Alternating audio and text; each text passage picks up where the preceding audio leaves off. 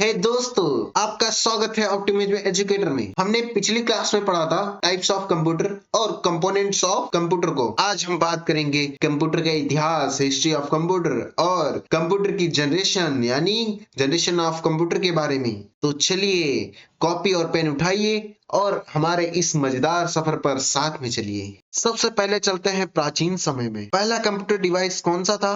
पहला computer device abacus था, जो 3000 बीसी में बना था। ये एक सिंपल सा टूल था जो गणना करने के यानी कैलकुलेशन के यूज में आता था। आपने इसका यूज तो बचपन में किया ही होगा। उसके बाद आया अतिखेरा मैकेनिज्म। ग्रीक साइंटिस्ट ने इसे 100 बीसी में बनाया था और ये ग्रहों की स्थिति यानी प्लैनेट पोजीशंस बताने के लिए इस्तेमाल में होता था। सोचिए 2000 साल पहले एनालॉग कंप्यूटर, है ना मजेदार। अब बात करते हैं हम 17वीं सदी की, जो अब कंप्यूटर थोड़ा मैकेनिकल होने लगे। 1642 ईस्वी में पाल्सी पास्कल ने पास्कलाइन बनाया, जो एक मैकेनिकल कैलकुलेटर था। चार्ल्स बेबेज, कौन आया? Charles Babbage. इन्हें ही कंप्यूटर का फादर माना जाता है, जिन्होंने 1837 ईस्वी में एक जनरल पर्पस कंप्यूटर को डिजाइन किया था। और हम अड्डा लवलेक 1843 ईस्वी में पहला कंप्यूटर एल्गोरिदम लिखा और वो दुनिया का पहली प्रोग्रामर बनी।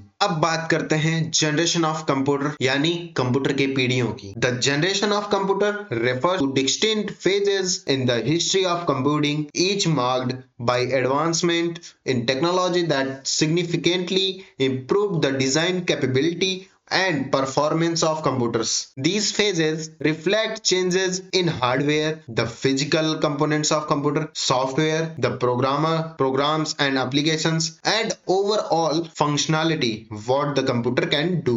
With each new generation, computer have become faster, more efficient, smaller in size and capable of performing more complex tasks. अब बात करते हैं कंप्यूटर की पीढ़ियों की। हर पीढ़ी में एक ऐसी टेक्नोलॉजी आई जिन्होंने एक कंप्यूटर को तेज, छोटा और बेहतर बनाया। सबसे पहले हम फर्स्ट जनरेशन की बात करें तो यह है 1942 1956 ईस्वी यानी ईस्वी तक था। वैक्यूम ट्यूब टेक्नोलॉजी यूज हो रही थी, मतलब हमारा प्रोसेसर उस समय का क्या था? वैक्यूम ट्यूब्स थे। ये बहुत बड़े होते थे, साथ ही साथ बहुत ज्यादा जगह लेते थे, बहुत ज्यादा बिजली खर्च होती थी, प्रोसेसिंग में स्लो थे, prone to errors and failures. इसमें कुछ फेलियर भी थे। ये कुछ एग्जांपल देखें तो एनियाक और यूनियाक, ये दो कंप्यूटर्स उस समय चलते थे। इसके कुछ एडवांटेज थे। Capable of performing complex calculation, ये कॉम्प्लेक्स कैलकुलेशन को परफॉर्म करते थे।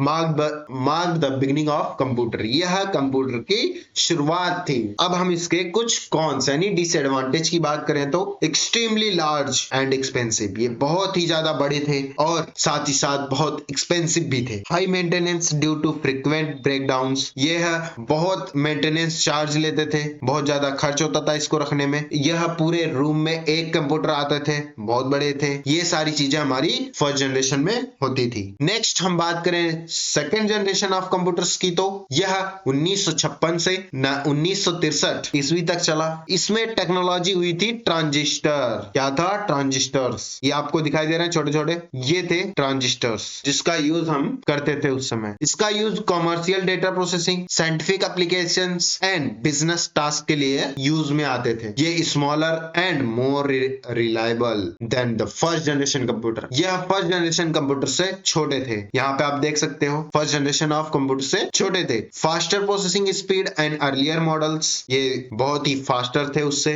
और काम को कर देते थे। कंज्यूम लेस पावर, बिजली में खर्च भी कम होती थी। एग्जाम्पल देखें तो IBM 7090 और PDP-1, ये दो कंप्यूटर्स सेकेंड जनरेशन के थे। इसके कुछ एडवांटेज हैं, मोर रिलायबल और इफिशियंट, जो अभी हमने देखा कि ये इफिशियंट है किसी भी काम को करने के लिए, और less expensive and smaller in size. First generation के मुकाबले यह कम एक्सपेंसिव थे और बहुत ही छोटे थे। डिसएडवांटेज क्या है? स्टिल रिक्वायर्ड स्पेशलाइज्ड मेंटेनेंस, तब भी इसमें एक स्पेशलाइज्ड मेंटेनेंस की जरूरत पड़ती थी। लिमिटेड मेमोरी एंड स्टोरेज, इसमें लिमिटेड मेमोरी और स्टोरेज मिलती थी। थी जिसमें हम ज्यादा डेटा स्टोर नहीं कर पाते थे। नेक्स्ट हम बात करते हैं थर्ड जनरेशन ऑफ कंप्यूटर की, जो 1964 से 1971 ईस्वी तक चला था। इसमें और अच्छी टेक्नोलॉजी आई, आईसी चिप्स यूज होने लगे जिसे इंटीग्रेटेड सर्किट्स बोलते हैं। ये दिख रहे हैं, ऐसे छोटे छोटे सर्किट लगे होते हैं आपके मदरबोर्ड में, उस टाइम पे लगे रहते थे। ये किसमें यूज होते थे? General purpose computing, business applications और साइंटिफिक टास्क में यूज होते थे। इसके कुछ कैरेक्टरिस्टिक्स हैं, even smaller size, second generation से भी छोटे हो गए। यहाँ पे आप देख सकते हैं कि ये क्या था, इतने बड़े थे बट अब इससे छोटे हो गए। आपने पीछे पहले देखा था कि टीवी आपकी कितनी चौड़ी होती थी, वैसे ही कंप्यूटर थर्ड जनरेशन में आना स्टार्ट हो गए थे। Faster processing speed and more efficient, यह यूज में फास्टर और मोर इफिशिएंट थे। मोर स्टोरेज एंड मेमोरी, इसमें और ज्यादा स्टोरेज मिलने लगी, मेमोरी मिलने लगी। एग्जांपल देखे तो IBM 360 और PDP 8। ये IBM वही कंप्यूटर का नाम है बट इसके जनरेशन चेंज हो गए, इसके हाई परफॉर्मेंस की वजह से और ज्यादा वो हो गया है। नेक्स्ट कुछ एडवांटेज की बात करें तो increased performance and reliability, lower cost and reduced size, ये कम साइज और बहुत ही कम खर्च में यूज होते थे। इसका कुछ डिसएडवांटेज है। डिसएडवांटेज क्या है? Still somewhat costly for wide spreads use, तब भी ये कुछ कॉस्टली ही थे। अब हम बात करते हैं फोर्थ जनरेशन ऑफ कंप्यूटर की, जो 1971 से 1985 ईस्वी तक चला, जिसमें माइक्रो प्रोसेसर टेक्नोलॉजी यूज हुई थी, जिसे सिलिकॉन चिप से बना था। सिलिकॉन चिप भी बोलते थे, यहाँ पे दिख रही है VLSI चिप्स। और ये personal computing, internet, mobile application and business computing में यूज होते थे। इसके कुछ कैरेक्टरिस्टिक्स देख लेते हैं। Personal computer become widely available. क्या हुआ?